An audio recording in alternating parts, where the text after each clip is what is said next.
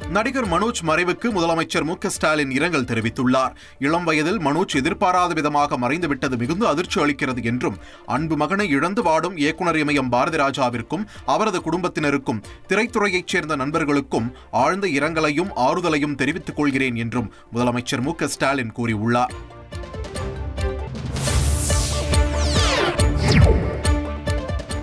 மனோஜ் பாரதிராஜா மறைவுக்கு பல்வேறு அரசியல் கட்சித் தலைவர்கள் இரங்கல் தெரிவித்துள்ளனர்.